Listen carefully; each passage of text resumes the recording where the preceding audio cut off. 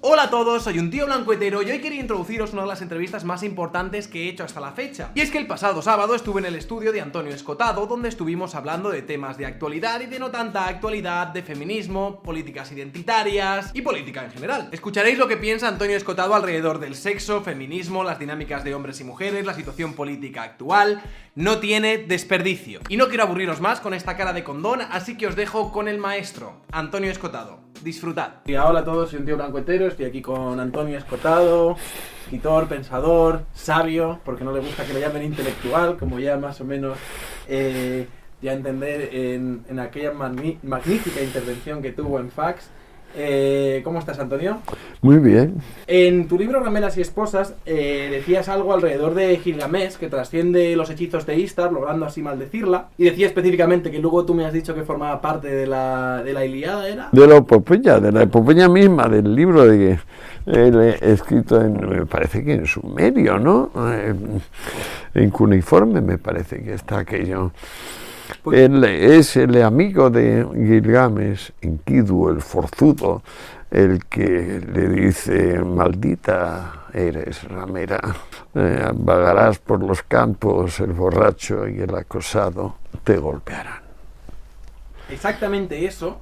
A partir de ahí, podríamos decir que este mito habla en parte sobre la domesticación del poder sexual femenino frente a lo que podemos entender como la viril fuerza bruta, ¿no? Que también hace referencia a ello en tu libro. ¿Puede la mujer rebelarse contra la viril fuerza bruta sin reconciliarse con este poder sexual suyo, que podría estar revelado en el cuerpo de la ramera? Pues mira, hay que darse cuenta de que tras la guerra más o menos caliente entre los sexos, entre el varón y la hembra, hay como dos grandes arquetipos de terror. El más inmediato es el que, por ejemplo, Goya pinta, de que el padre se come al hijo. Eso, pues, Cronos es lo que intenta con todos sus hijos. Hay que darse cuenta de que ese arquetipo del padre que se come a los hijos o que de alguna manera limita su desarrollo, viene de otro arquetipo que suele olvidarse y que se cumple casi con certeza en la naturaleza, allí donde las hembras tienen más tamaño que el macho. Eso es un acuerdo de la madre con alguno o todos los hijos para destronar al padre. O sea, lo de comerse a los hijos no es arbitrario. Lo de comerse a los hijos es la consecuencia de experiencias repetidas de que la madre se alía con uno de los hijos para derrocar al poder, digamos, viril, al falo, de hacer que el falo se reduzca o no tenga validez en la película. Y sobre el fondo de esas dos terroríficas imágenes, pues discurre todo el resto. Y en ese librito, en el de Rameras y Esposas, yo intento dar 4 ejemplos de mezcla de armisticio y guerra. Lo de que las hembras, cuando son mayores que los machos, suelen tener problemas serios los machos, se ve muy claro en la mantis religiosa, en la abeja, en las termitas y en las colecciones, en las variantes que tenemos de hormigas, porque efectivamente a tal punto se ha sincronizado el ataque de la hembra tras ser inseminada que, según dicen los entomólogos, está sincronizado el acto de eyacular y ser decapitado. Donde más claramente se nota es con la mantis religiosa, que efectivamente en el momento en que nota la emisión arranca la cabeza del macho.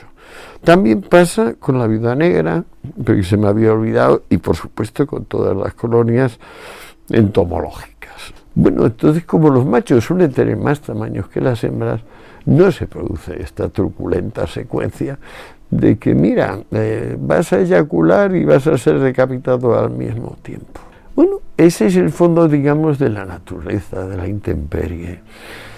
Siempre que pensamos en la relación del hombre con su medio, unas veces pensamos que el medio es hostil, otras veces pensamos que es benévolo. Yo diría que todo medio es intemperie. Y que si el viviente no consigue una forma de relacionarse, coordinarse con él, será una intemperie letal para él. Es decir, ese individuo o esa especie no va a sobrevivir. Ser apto es aumentar la velocidad y cantidad de conexiones que tienes con el medio. La familia final de todo esto es un varón totalmente domesticado, José. La Virgen María, con esto de la pureza, y luego casarse con un señor, y luego ser inseminada por la oreja, y luego parir, pero seguir siendo virgen después de parir debido al dogma de la Inmaculada, pues bueno, todo esto suena bastante al último feminismo, que no es el feminismo, digamos, de Mary Wollstonecraft, la madre de Shelley, esa mujer admirable, que fue la primera que reclamó igualdad jurídica de los sexos. La igualdad se ha conseguido. Ahora, la posición de tener un marido que no es marido, que simplemente trae dinero y que es un inferior respecto del hijo y de la madre, esto es lo que en el libro se muestra como cosa convergente y repetidísima en los 5 o 6 evangelios. La convergencia es esa. Se trata de un matrimonio donde la madre tiene un estatus divino o semidivino y el padre completamente humano. Tú fíjate qué cosa más extraña, porque estamos hablando de asuntos de hace 2000 años, pero que cobran una dramática actualidad de estas últimas manifestaciones del feminismo. Yo no reconozco nada de Mary Wollstonecraft o de la igualdad jurídica entre sexos, por la cual daría la vida, en lo que ahora se está pidiendo. Porque lo que ahora se está pidiendo no es el San José, digamos, que toda la media se burla de él porque es un cornudo, así es como se le representa en muchas procesiones que fueron prohibidas por el clero, naturalmente. Lo que ahora se presenta es a un San José teóricamente sanguinario, es decir, parecido a Cronos comiéndose a sus hijos. Qué cosas curiosas, qué vueltas da la fortuna. En referencia a Ishtar y a la figura que tenemos de la ramera o de la prostituta, o sea, para algunas, en nombre de esta emancipación femenina, ¿no?, la prostitución ha pasado de ser el oficio más antiguo del mundo a, como decía Carmen Calvo, de nuestra presidenta del gobierno ahora mismo, a la forma de esclavitud más antigua del mundo. Es grotesco y hay que perseguir al cliente también. Y y la persecución a los puteros se ha convertido ahora en algo bastante de moda dentro de determinadas corrientes feministas. Hay unas chicas, por cierto, que se llaman las Toganda Rebels, que tienen canales de YouTube con muchos seguidores y que tuvieron muchos vídeos virales y que de hecho han participado en jornadas del Partido Socialista en que hablan abiertamente de perseguir a los puteros y que hablaban incluso de que la pornografía era masturbarse con violaciones. Eso lo ponían hace poco en Instagram y se quejaban de que les habían bloqueado la cuenta. Hace ya 20 años que policías de buen ver en Los Ángeles y en San Francisco hacen la calle para capturar clientes. Y o bien extorsionarles ellas en privado o bien efectivamente procesarles por complicidad en crimen. ¿Qué opinión te merecen a ti estas declaraciones en las que se dice que la prostitución es la forma de esclavitud más antigua del mundo? Me dicen muchas veces que esto es una traición a su género. Pues claro, y mi mujer también te lo dirá. Cualquier mujer que de verdad no tenga grandes traumas y viva en la órbita occidental sabe que está en una situación inmejorable, por lo menos una situación inmejorable comparada con el pasado. Y yo diría que 9 de cada 10 mujeres no tienen ni idea de estas cosas de la conexión entre capitalismo, patriarcado, violencia machista. No tienen ni idea de la trampa inicial que hay, por ejemplo, en la legislación española, de este caso, donde no se permite investigar ni publicitar quiénes son los violadores concretos, es decir, cuál es su religión o cuál es su procedencia o su etnicidad. Es decir, ahí se nota la mala fe hasta qué punto lo que se quiere es imponer una versión del varón, pero no quieren saber de qué varones hay en el caso. Hay un odio a lo concreto, parecido al que en general tiene el idealismo ante el realismo, y hay un excitar todo lo que pueda ser excitable de rencor, oposición, Sin guerra civil, digamos, no se progresa, dijo Marx en el 48. Y con esta seguimos. Y si no es guerra de clases, porque el proletariado vota conservador, pues entonces será guerra de sexo, y si no es guerra de sexo, será guerra de cultura. Tiene que ser guerra, de una forma u otra. Lo que pasa es que la inteligencia siempre ha sido y será elocuente. De modo que toda esta pandilla de personal que no solo no es inteligente, sino que odia por sistema, pues necesita recurrir a cárceles, leyes, represores, campañas de propaganda. Esta es la única esperanza que la razón tiene, es decir, durar un segundo más que sus enemigos. Y aquí yo espero que pase. Lo que pasa es que se mezclan muchas cosas. Yo veo que la manifestación de ayer, que ha sido tan concurrida, entre otras estaban mi hija y mi sobrina, mi hija Rebeca. Naturalmente son dos personas que no pueden estar más lejos de la idea de que solo se progresa por guerra y por discordia. ¿Por qué estaban mi hija y mi sobrina en la manifestación de ayer? Pues no lo sé. No lo sé.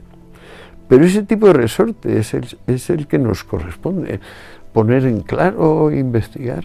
Muchas veces cuando el feminismo habla de determinadas situaciones que atañen a las mujeres, muchas mujeres se sienten interpeladas por esas cosas porque interpretan, joder, a mí me ha pasado esto, cuando ellas dicen, no, yo para ir a la calle por la noche pues tengo que tomar X precauciones que los tíos no, y hay una serie de preceptos ahí que ellas lo escuchan y muchas veces dicen, joder, entiendo lo que me están diciendo y creo que tienen razón. Hay una... Claro, pero entonces, digamos, la mujer siente que hay peligro en salir por la noche sola. Bien, pues puede ser, pero ¿cómo se consigue que haya menos peligro para salir por la noche sola? Pues, por ejemplo, poniendo un toque de queda, que nadie salga a partir de las 11. Por eso, es que entonces los remedios que se presentan son invariablemente mucho peores que la enfermedad, una y en otro caso. Pues por supuesto que están en peligro las mujeres, los hombres, están en peligro todo el mundo. Lo que de verdad nos pone en peligro es pensar que hay otra virtud civil que la concordia. Eso sí que nos pone en peligro. Pero, por ejemplo, mi hija y mi sobrina, cuando van a la manifestación de anoche, no se dan cuenta de que están colaborando con la discordia. Y esto es lo preocupante del caso. Es decir, los seres humanos son gregarios, bien, y como gregarios pues son arrastrados por lo que hacen muchos, unos pocos.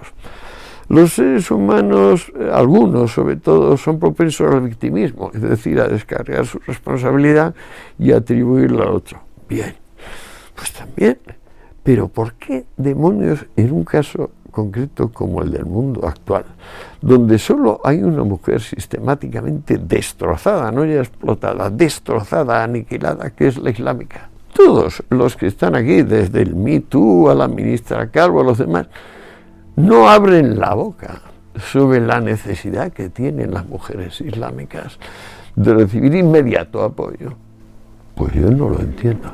No solo eso, sino yo te diría que el otro día hice un vídeo criticando esto específicamente, y era que en un programa de la SER, creo que era, pues se llamaba Buenismo Bien, un programa pues bastante progresista, tirando más a izquierdas y tal, Buenismo Bien. Y el caso es que aparecía una señora gitana que decía que agradecía a su marido que le había dejado participar en una película. Y entonces ella daba las gracias al marido por dejarla participar en una película, porque si el marido hubiese dicho que no, ella lo dice, si el marido me hubiese dicho que no me deja, no hubiese participado. Y en ese momento el presentador lo dice, oye, pues un aplauso, no para el marido, pero un aplauso por el speech que acaba de dar, qué emotivo, qué tal. Y de repente nos encontramos en una situación en la que al varón occidental medio se le está diciendo que a lo mejor poner una Fanta de naranja sin café, o sea, una Coca-Cola Light, es un acto de microviolencia contra la mujer por no pensar que podría tomar una cerveza, una cosa así. Y sin embargo se aplaude a una mujer porque su marido le permita participar en una película, porque claro, ellos son gitanos, y entonces decía el tío, no, es que teniendo en cuenta el entorno, pues hay que entender el entorno. Y a partir de ahí lo aplaudían. Claro, pues, pero es que tú fíjate que para la ideología que sostiene la discordia en general, el gitano es una víctima y por tanto es un instrumento favorable para la causa, es decir, puede sumar votos a favor de la discordia, pero en este caso concreto, donde la mujer del gitano lo que hace es obedecer, pues ya no tanto, entonces se convierte en escandaloso y por eso estamos hablando de ese tema. Y Ramírez y esposa se concentran en hasta qué punto la mujer tradicional, hasta que el Partido Liberal inglés le dio derecho a voto, porque esto es el gran hito histórico que lo cambia todo, hasta que los liberales ingleses lucharon contra los, qué casualidad, contra los laboristas y los conservadores para darle voto a la mujer. Hasta ese momento la mujer occidental había aceptado un poco que si quería ser libre, debía ser ramera, o pública o privada. Que no había otro camino, salvo que hubiera nacido millonaria, pero que si era decente, el pago por ser decente era mantenerte la vida entera como menor de edad. Es decir, como es ahora en el Islam. Entonces la señora del gitano representa nada más que 2.000, 3.000 años de tradición de la cuenca mediterránea, donde para ser decente tienes que no crecer nunca. ¿Que quieres ser independiente? Pues mira, chica, como en el Imperio Romano, métete, paga el impuesto de rameras y ejerzas o no la prostitución. Puedes cambiar de domicilio, puedes comprar, puedes vender, puedes hacer lo que quieras. No tienes un padre, un hermano, un marido que te manda todo.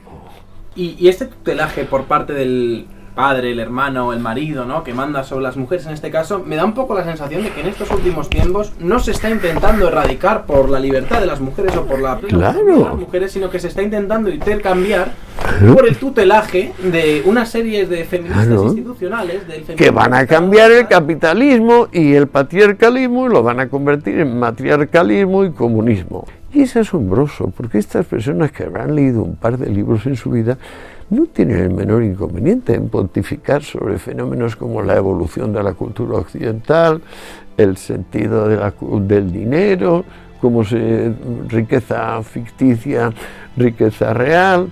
O sea, en realidad conocen el mundo sin necesidad de haberlo investigado y sin edad siquiera para haberlo vivido.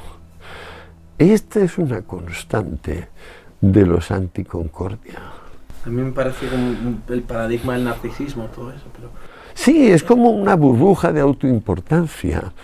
O sea, como no hay identidad propia real, entonces con tal de ser uno inmortal personalmente, cosa imposible, pues solo se consigue, pues eso, adhiriéndose a alguna fe. Por ejemplo, en este caso, a la fe en la revolución. Antes la revolución era el día del juicio, y ahora pues la revolución sigue siendo cosas pintorescas, pero siempre es cambiarlo todo y a mucho mejor. Actualmente tenemos 80 años de muestra de que el camino específicamente marxista lleva siempre a la desnutrición y a la represión. Pero a pesar de todo es más fuerte el alma que dice no y que cree que no tiene el mismo valor ontológico que sí. No se dan cuenta de que la antítesis siempre necesita una tesis previa, o sea que para decir anti algo es preciso que haya el algo. No se han dado cuenta, pero es que me temo que no se van a dar cuenta que esto es un espíritu, esto es un alma del mundo. Y el alma del mundo que decide identificar el no ser con el ser, ah caramba, esto es muy fuerte. Esta lleva mucho tiempo viviendo. Y es como, no sé, es proteica, puede cambiar de rostro, pero por mucho que la mona se vista de seda. Bueno, se queda. Lo hablé ayer en un directo que tuve, pero era una viñeta en la que había un señor como con un tenedor gigante que lo iba a meter en un enchufe, y el enchufe ponía que era la economía y el tenedor gigante ponía que era el socialismo. Un cortocircuito. Entonces había un tío que le decía, ten cuidado que te vas a hacer daño. Los otros que lo han intentado antes que tú se han hecho mucho daño haciendo eso, y él lo decía, los otros lo han hecho de la manera incorrecta. Sí. ¿No? Y es una cosa que yo creo que se atribuye a mucha gente, yo creo que sobre todo cuando es adolescente, a mí me pasaba mucho que nos atribuimos como cierto espíritu mesiánico Pero tú eres joven, pero aún así tienes tiempo de haber pasado por la época, digamos, de fe en la revolución, de marxismo. Sí. Yo igual que tú, solo que en una época un poco más peligrosa y comprometida, donde desde luego lo de ser marxista no daba dinero. Al contrario, te metían en la cárcel o te fusilaban. Pero yo recuerdo bien por qué. O sea, yo me hice revolucionario confiando en que eso era el camino de la compasión, de la humanidad, de la ciencia, del progreso. Es decir, que con eso no es tanto que me cumpliese yo, como que ayudaba a los demás. Me tomó mucho darme cuenta de que estaba equivocado. Pero, por ejemplo, la parte más dramática fue que aunque yo lo había relegado, lo había leído 3 o 4 textos suyos, la lectura de Karl Marx detallada, de toda la obra, digamos, como al final acabé haciendo, hasta leer todas sus cartas también, daba por seguro que Marx era una gran cabeza, que había influido en el nacimiento de las ciencias humanas, la ciencia social, que era un hombre muy culto, muy articulado, muy profundo, pues claro. 2 años y medio así de dedicación incompartida a Marx me dejaron planchado y estupefacto. Es decir, ni había fundado nada, ni siquiera tenía coherencia, ni siquiera era capaz de escribir legiblemente.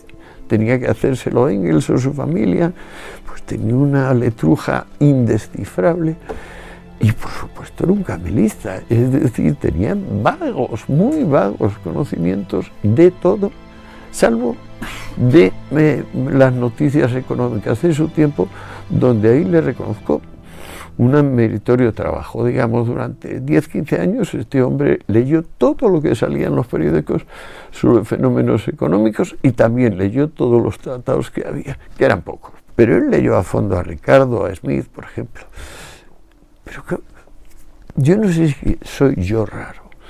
Y entonces, pues eso necesito experimentarlo, verlo con mis propias manos, como vi que no era buena la solución de la revolución, que era un camelo, que era una masacre destinada a reproducir las más horribles pesadillas que no me podía tener, pero aún más disgusto me llevé cuando comprobé que Marx era un camelo, es decir, que era un tonto, finalmente era un tonto y un mentiroso. Yo no podía estar más lejos de eso durante 40 años de mi vida. ¿Cómo salí de eso? Pues estudiando. ¿Qué proporción de seres humanos les gusta estudiar? Y aquí viene la pregunta del millón. ¿Soy yo un perro verde o no? ¿Por qué demonios? Ahora con la información gratis que nos da Internet, todo el mundo llevando en su bolsillo el móvil donde está la super biblioteca de Alejandría multiplicada por 1.000.000, ¿cuántas personas lo usan para conocer lo que no conocen? Como máximo será una generación la que pierda la oportunidad de hacerse sabia, pero no va a ser más, porque claro, así se las ponían a Felipe II. O sea, ahora puedes saber de todo y lo llevas en el bolsillo. Es nada, 2 clics y ahí tienes el conocimiento de todo. Eso a mi juicio se va a cargar también el gran espectro moderno de la revolución, que ya te digo que en los últimos 2 milenios ha sido el del juicio final. Por ejemplo, Cecrops, rey de Atenas, impone la monogamia. Cecrops, sí. Rey de Atenas impone la monogamia para castigar a las mujeres y al mismo tiempo se suspende el derecho al sufragio femenino. Así lo explicas, creo que era en el cuarto capítulo de Ramenas y Esposas. ¿Hay una relación entre el fin de la igualdad ante la ley y la represión sexual? O sea, ¿a qué crees que se debería esto? Grecia es la cultura menos represiva sexual que ha habido en la historia de la humanidad, eso con certeza absoluta. De modo que allí no. Si te fijas, luego está la famosa comedia sátira de Aristófanes, de Lisístrata me parece que se llama, donde las mujeres hacen huelga de sexo y someten a los hombres en Atenas. Es bastante graciosa esa peripecia. Atenas era un gigantesco burdel homosexual y heterosexual, y si las mujeres no tenían voz ni voto, que por cierto sí lo tenían las rameras. En Atenas, desde luego, ninguna relación, o la cultura griega en general, a mi juicio, ninguna relación entre represión sexual y estatus jurídico de las mujeres. No, es esto que te dije, que yo creo que la mujer antigua siempre canjeó decencia por minoría. Pero, por ejemplo, añadiendo eso, ahora sí que parece que desde el mismo feminismo sí que se está buscando cierta represión sexual, o sí que hay una cierta corriente antisexo, al mismo tiempo que, por ejemplo, se intentan instanciar leyes que hasta cierto punto, pues para mí sí que acortan cierta libertad política. Por ejemplo, en este contexto, ¿a ti qué te parece la Ley Integral de Violencia de Género? Me parece una abominación, un delito, y que Zapatero tiene que estar en la cárcel por abuso de poder, porque el derecho de familia es una cosa que cambia muy, muy lentamente por milenios. Hay figuras legendarias, aunque sean históricas, Solón, 8 siglos más tarde Julio César, así con mentes enormes, Sigmund Freud, Moisés. Aquí este caballero, con la ayuda de dos consejeros que ciertamente no son Platón y Aristóteles, que son la señorita Pagín y la señorita Aido, deciden cambiar, deciden legislar sobre los deberes y derechos mutuos, padres, hijos, esposas, esposas. Esto a mí me parece el más grave abuso de poder, la más grave desviación de poder que he visto nunca. Discriminación es jurídicamente inaceptable.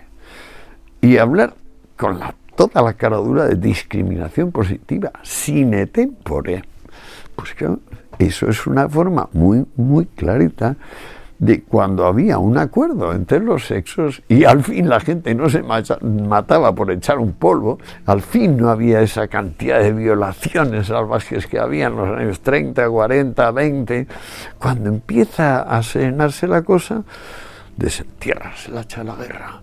Y dices, no, es que ahora te voy a dar una situación de desigualdad a favor tuyo para que te aproveches, para que arruines a tu marido, para que lo humilles, para que te quedes con los hijos. Y tú dices, no me lo puedo creer.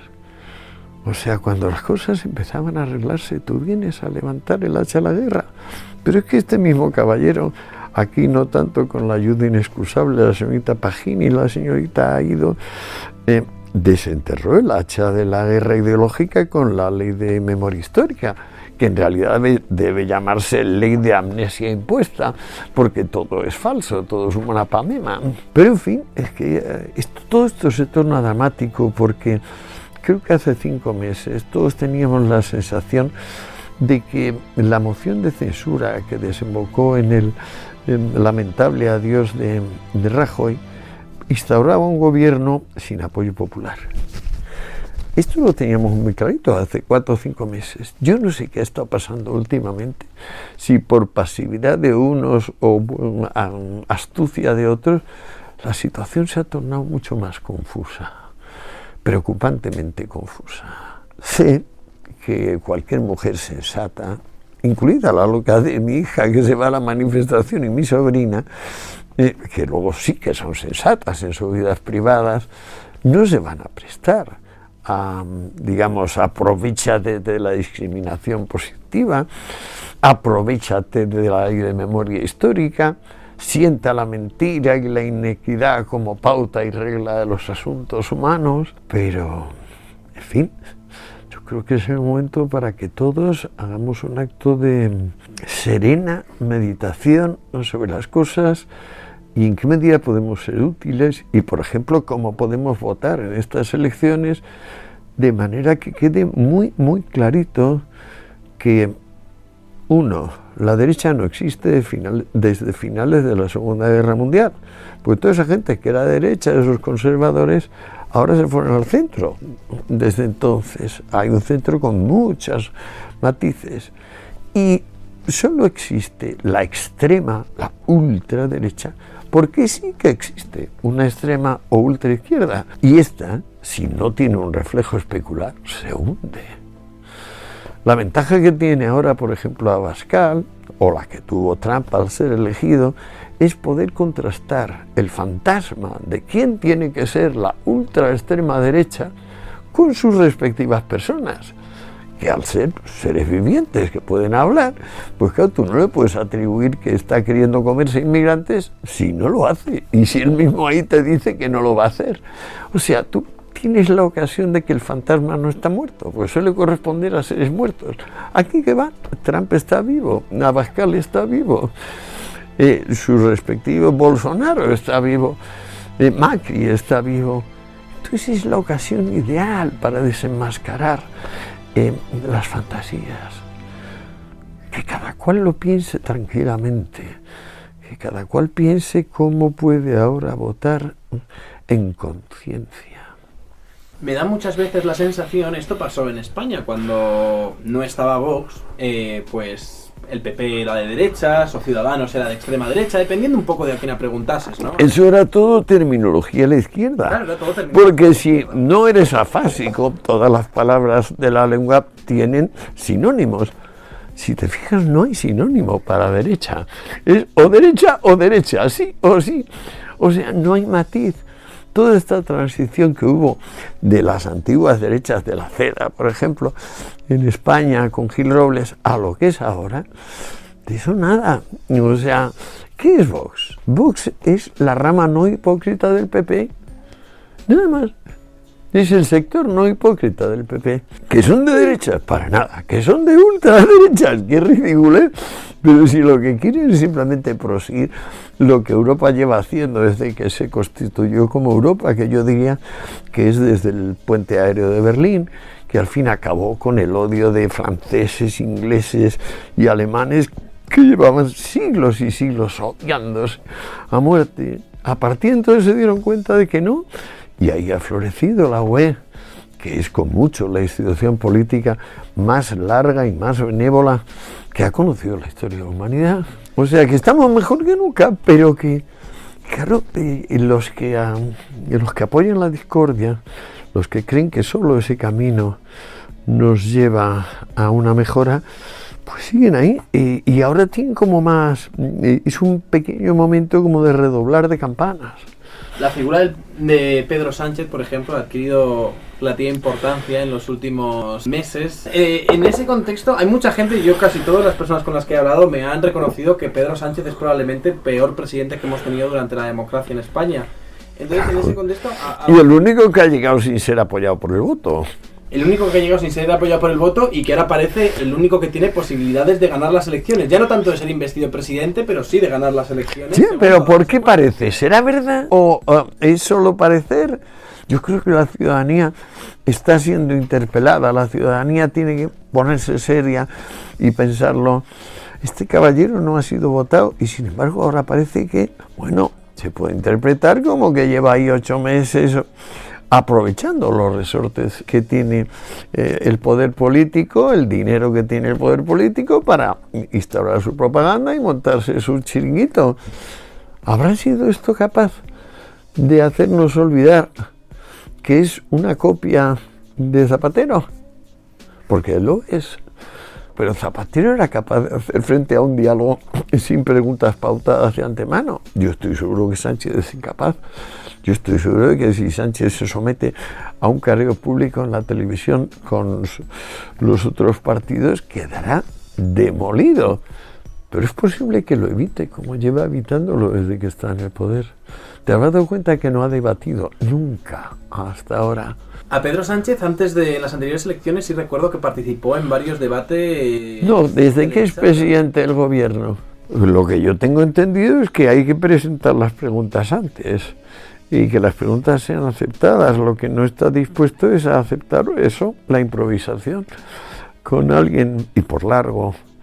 Espero que no pueda evitarlo y confío en que si no puede evitarlo, pues tenga el destino que tiene la falta de inteligencia frente a la inteligencia. Veo que, por ejemplo, los asuntos que hemos tratado antes de feminismo, la ley de violencia de género, cosas así, Ciudadanos, a mí me da la sensación de que sí podría llegar a estar perdiendo ciertos apoyos en tanto en cuanto se posiciona de una forma muy tibia con cosas que yo veo a través de las redes y a través de mucha de la gente que me rodea, que no quieren de alguna manera votar a Vox o irse a sitios que a lo mejor no interpretan como cercanos a su línea ideológica, pero que ven que Ciudadanos de alguna manera sí que está teniendo cierta tibieza, y por intentar de cara a la galería tener una cierta imagen, pues no se llegan a posicionar claramente con respecto a ciertos asuntos, como puede ser la ley integral de violencia de género, que hasta hace poco están defendiendo. El otro día Inés Arrimadas estaba hablando de la brecha salarial,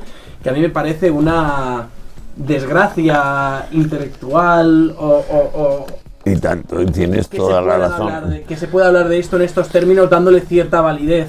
No, es que la solución de la brecha salarial sería un decreto de igualación que equivaldría a destrozar la economía nacional y va a destrozar toda sensatez y sentido común del asunto, por supuesto. Pero pudiera ser que Ciudadanos, con tal de ganar votos, hiciera lo que fuere y sobre todo perdiera identidad. Y al perder identidad, no quedase claro aquello para lo que nació, heroicamente, como nació Rivera solito en Cataluña o con 4 amigos, y diciendo que no, que yo me opongo a esta castaña, aunque tengan 7.000 millones todos los años extra que les dio Zapatero a través de la gestión del IRPF, que ahí también el señor Zapatitos ha hecho las suyas. No, aunque tengan eso, Albert se alzó, creó Ciudadanos y el partido es el más votado de Cataluña. No hay un político heroico desde la transición como Albert. Es joven, no tiene experiencia, tiene que rodearse de personas que forzosamente recibirá, pues eso, buscavidas, desalmados, gentes que quieren progresar a cualquier precio, pero él necesita cientos y cientos de ayudantes.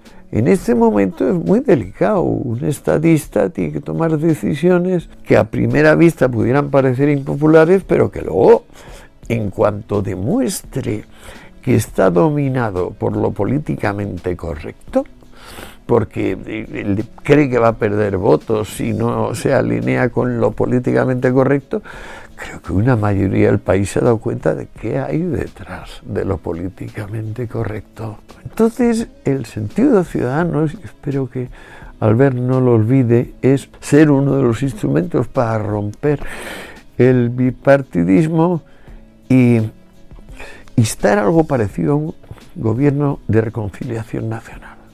O sea, que quede clarito que a los españoles, no por patrioterismo, sino simplemente por conveniencias socioeconómicas inmediatas y a largo plazo también, que a los españoles solo tienen un enemigo, los secesionistas y el eje chavista islámico, que es el fenómeno de mayor integración, porque claro, ¿qué hay detrás de políticamente correcto? Creo que gran parte del país sabe que detrás de la pamema de lo políticamente correcto no hay nada más que marxismo contrariado. Ahora sí, ya desde el 67 se forma la OLP, que es la verdadera central terrorista del mundo, y con dinero árabe y fundamentalmente ruso viene Arafat a levantar la bandera de la Revolución Palestina, que todavía está ahí. Bueno, ahora tenemos muy clarito que por un lado hay unos señores que por fortuna son feos y tontos, como los de Bildu y los de la CUP, y que por ahí lo van a tener muy difícil, y por otro lado está esto, el gran eje de los que han perdido históricamente su papel como espíritus redentores de la humanidad, que son por una parte el Islam y por otra parte el marxismo, que se unieron ya muy clarito con el abrazo de Chávez y Ahmadinejad. Hay mucha gente que todavía creo que relaciona el concepto de capitalismo con algo que es contrario ya no tanto a los derechos humanos, sino que lo han disfrazado a una clave de... El otro día, por ejemplo, Antonio Baños dijo que el capitalismo era algo contrario a la vida... Incompatible con la vida. Con la vida plena. En un sistema com aquest, es tracta de poder viure. I com deia el Josep Manuel Busqueta, el capitalisme és incompatible amb la vida digna, amb la vida àmplia, amb una vida en la que puguis veure... Querido Antonio, Vaya. qué gracia, el capitalismo es incompatible con la vida. Sí, sí, yo creo que sí. Es imprescindible para hablar con otro, desde luego el respeto, pero ante todo saber de qué se habla y manejar datos en vez de fantasías. En este caso, Antonio hablaba de que el capitalismo es incompatible con la vida. Luego lo amplió a la vida amplia. Pero claro, desde Einstein y antes también, sabíamos que toda realidad es relativa. Es decir, que si no se puede comparar con otra, pues es una pura vaguedad, es bla, bla, bla. De modo que esa vida amplia, Antonio, ¿dónde se ha dado? ¿Dónde se ha dado? Sí. ¿En qué momento histórico Sí. se ha dado? O ahora, ¿en qué lugar? Se ha dado evidentemente espuriamente, se ha dado en pocos momentos. Hombre, ¿En cuáles? El primero que me viene a mí sería el verano del 36 en Barcelona, por ejemplo, con las colectivizaciones y el corto ¿y verano eso de la fue el anarquía. momento de la vida amplia? Desde mi punto de vista fue un bonito momento en el cual se podía imaginar una vida amplia. Pero Plantea, Antonio, pero- en la historia de la humanidad vamos a tomar en consideración lo que pasó en el 36 aquí, como Dicho en Barcelona, un sí. testimonio, digamos, comparable. Usted me ha preguntado, yo le he contestado. No, pero primero dijo incompatible con la vida. Cuando yo le dije, ¿en serio? Dijo, bueno, con la vida amplia, que luego ya la precisó que fue unos momentos del 36 en España, cuando Companys mataba a Mansalva por allí. Pero bueno, a Baños le parece que en ese momento hubo la vida amplia. Baños tiene la sensación de que hace más por la humanidad el empleado que el creador de empleo. Claro, esto es un disparate completo. Y además está basado en que el creador de empleo trabaja menos que el empleado, lo cual es obviamente mentira, porque si el empresario no trabaja hasta el triple que el empleado, simplemente se va a pique su empresa. Pero la especialidad que ha permitido a Occidente llegar donde está es precisamente que le dices al empresario, cuidado, si no te sale, yo no te voy a ayudar. Ahora, también te digo que si te sale, tampoco te voy a expoliar. Sobre esta base, sobre la base de que el trabajo rinde al hombre y se lo puede crear, la hora o el año de trabajo ha rentado tan mucho más que en las sociedades donde esto no sucede, o sea, donde hay servidumbre, donde hay esclavitud, que simplemente se ha impuesto aquella sociedad donde el trabajador podía apropiarse los frutos de su trabajo. Toda la película que monta Baños, que por decir Baños, pero en fin, que viene de Marx, es que una causa inexplicable no se toma en cuenta que los grandes empresarios son gente que viene el 99% de ellos del pueblo más bajo. O sea, por ejemplo, Owen, el creador de la primera empresa con 3.000 operarios, trabajaba desde los 6 años y estaba muy orgulloso de haber trabajado desde tan jovencito para ayudar a su familia. Bueno, si ahora te fijas en las grandes fortunas, por ejemplo, Carnegie, Morgan, Robert Bosch, el de la bujía, Carl Rice, el de las lentes, todos son ustedes que vienen del pueblo y se hacen a sí mismos. La idea de que el empleador le roba al empleado es tan grotesca, pero sin embargo está. Tú dices, no hombre, el que crea empleo, el que es capaz de realmente producir riqueza real, no fantástica, pues ese es el hombre de mérito. ¿Por qué no se miran las cosas un poco como son?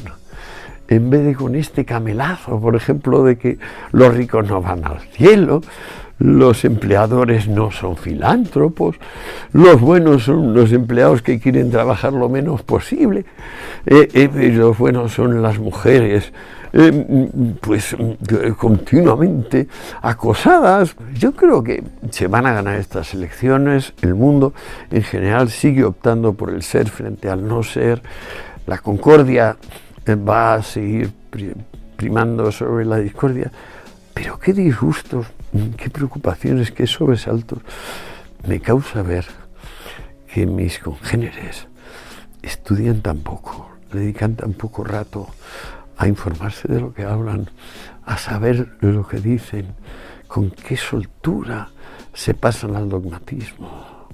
¿Por qué? ¿Qué es el dogmatismo, a tu juicio? Yo creo que el dogmatismo se da cuando tenemos una idea que está absolutamente desarraigada de la realidad y a partir de ahí creo que hay una tendencia a la perpetuación de estas ideas, en tanto en cuanto su aplicación práctica nunca va a tener una consecuencia que sea algo visible para todos nosotros. Es decir, si yo, por ejemplo, tengo una idea alrededor de la brecha salarial que no coincide para nada con lo que es la realidad, da igual cuántas veces yo intente implementar las medidas que yo intente implementar para cambiar esto, que estas nunca van a poder ser cumplidas. Entonces yo al final lo que voy a obtener va a ser, pues eso, una idea que es más un dogma, en tanto en cuanto esto es indemostrable, porque no hay una manera humana de que sea demostrable, porque no coincide en este caso con lo que tenemos,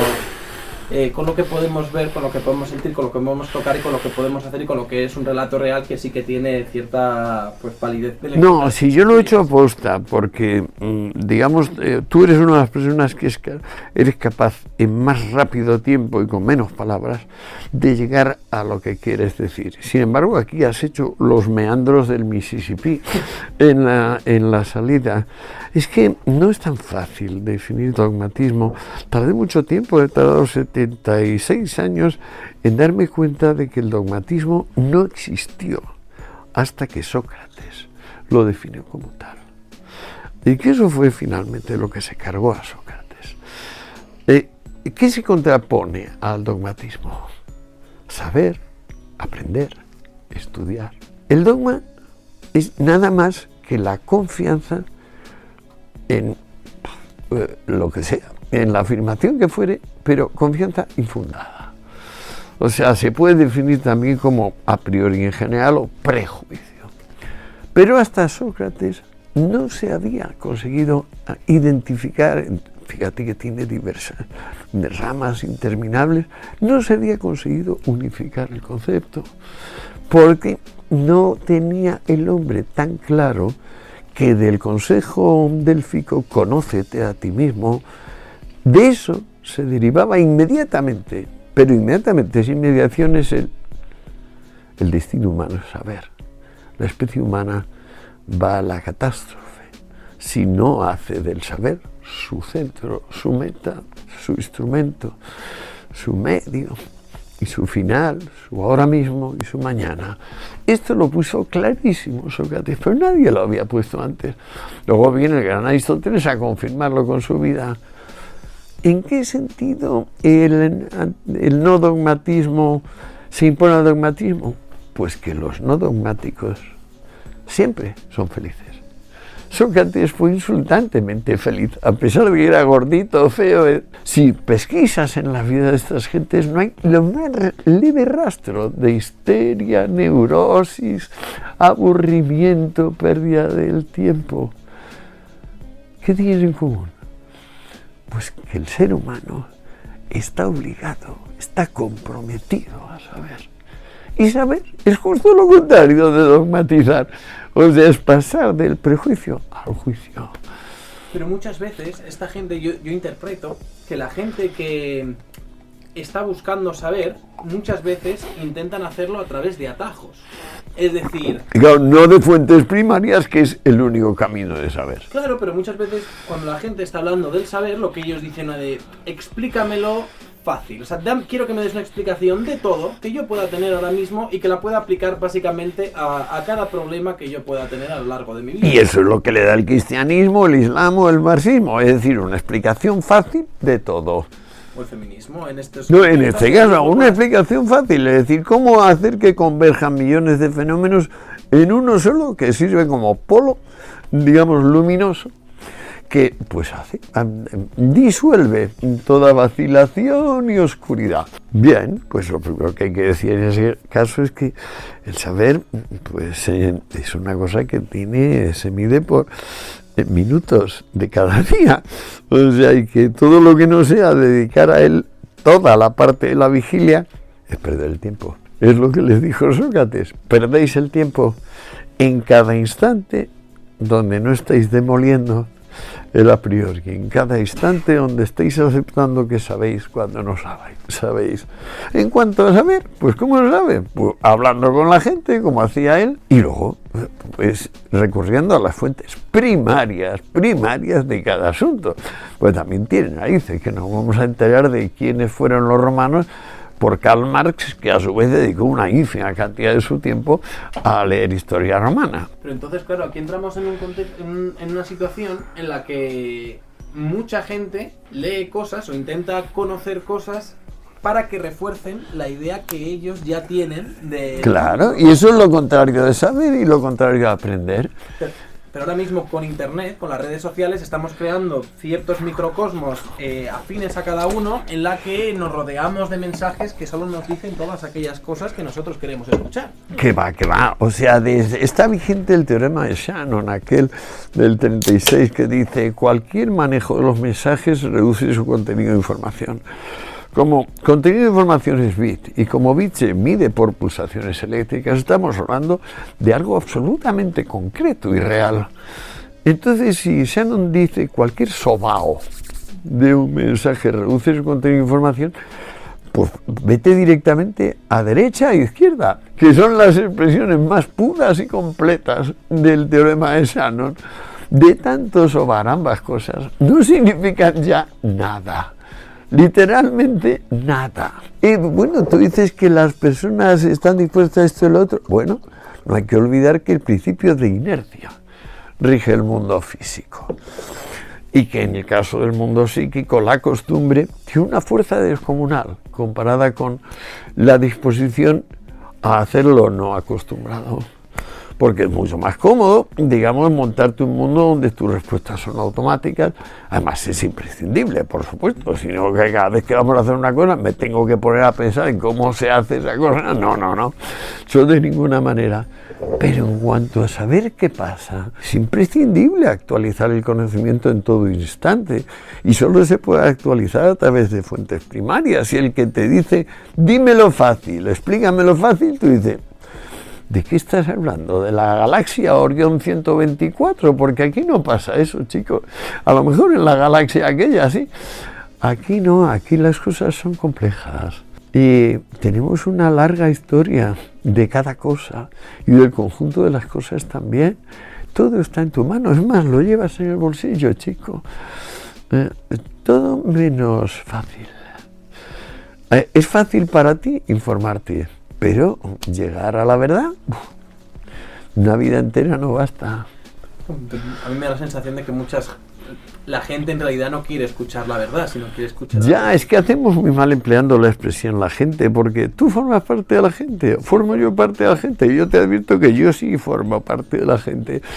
Pero me hace mucha gracia esto de la gente, no, eso es inválido. Lógicamente es un sofisma fuerte, sacar de repente del discurso lo que hace la gente, porque hay que decir si tú formas o no parte de esa gente. Yo formo parte, evidentemente. Pues entonces cuando dices la gente, en este caso parece ser la gente que precisamente no es como tú, porque tú quieres aprender.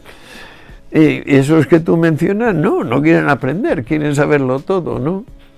Entonces te diré, nosotros, en ese sentido... Así me gusta. Nosotros tenemos ciertos perfiles ahora mismo y ciertas formas de acercarnos a la realidad, y ahora mismo lo que la tecnología nos está ofreciendo en ese contexto, que por una parte es hiperútil, como tú ya has dicho, tenemos todo el conocimiento en el bolsillo. Pero por otra parte, tenemos pequeñas realidades que se forman alrededor nuestro que nos dicen exactamente las noticias que queremos escuchar. Los likes a las fotos que has subido. Los likes a las fotos que hemos subido, pero eso es algo más accesorio en ese sentido, pero sí que a la hora de informarnos, yo veo a mucha gente que dice, ¿tú a quién escuchas? Y dice, mira, yo te escucho a ti, leo este periódico, y esto, y el rollo de ninguno de estas cosas van a contraponerse, todas van a ir más o menos en la misma dirección.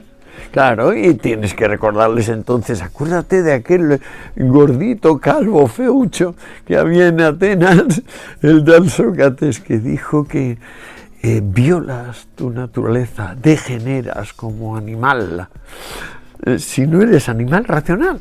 O sea, tienes que ser racional para ser el animal que eres, porque si no, como especie biológica, somos una cagarruta comparados con los corzos o con los tigres o con los elefantes. lo que realmente nos ha dado el ser es precisamente la racionalidad. Se nos olvida, descansamos. Finalmente yo me estoy pensando en un mundo donde dentro de 50 años serán las 4 o 5 cabezas que realmente vivan para saber, las que gobiernen todo, y lo otro será un rebaño cómodamente instalado en su zoológico, porque realmente, claro, como no quieren saber, pues no deben obrar, porque solo podrían obrar de forma disparatada, y mejor que no intervengan. ¿No te acuerdas de La rebelión de Atlas, el libro ese de la Ayn Rand? Que es una pesadez, es un tocho de miles de páginas, pero el argumento central es que los grandes empresarios, las grandes mentes del momento se van de huelga, y estamos hartos de que vayan de huelga los empleados. Ahora nos vamos de huelga nosotros. El mundo queda inmediatamente paralizado, congelado, y se va al garete. Con respecto a todo lo que estamos viviendo, da también un poco la sensación, esto también lo podemos ligar un poco con la llegada de Vox, que ahora de repente, yo lo noto, pues sobre todo teniendo un canal que se llama Un Tío Blanco Hetero, de repente hay más hombres que están hasta los cojones. Es decir, es normal que encontrándonos en este contexto de crispación nos enfrentemos a una creciente reacción misógina producto de los excesos de esta narrativa que nos plantean. Es que no puede haber otra solución.